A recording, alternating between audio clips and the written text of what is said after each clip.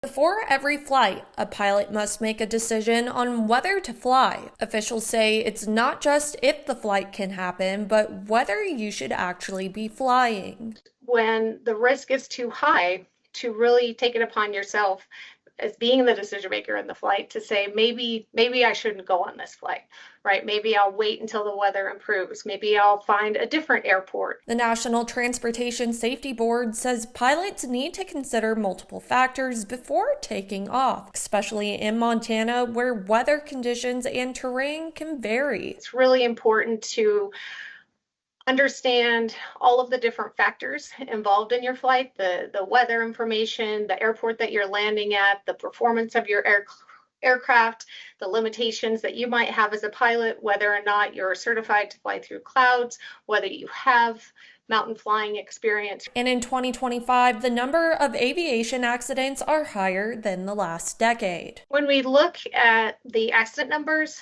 for Montana this year, they are higher than previous years.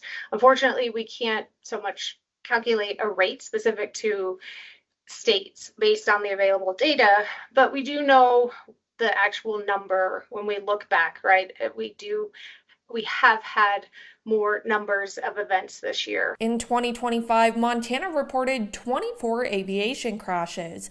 Of those crashes, 8 were fatal. In 2024, the state saw 17 crashes, with 4 of them fatal. The last time Montana saw more than 24 crashes was back in 2013. 29 crashes were reported, with 5 of them fatal. The state record for aviation crashes goes back to 1982, with 57 crashes, 11 of them fatal. The NTSB says Montana's aviation accidents are similar to what they see throughout the United States. That includes loss of control in flight, which is the highest number of accidents at about 43 or so percent. And that's followed by controlled flight into terrain, which is where a pilot inadvertently flies into a mountain, right? We have lots of terrain in Montana that pilots have to contend with.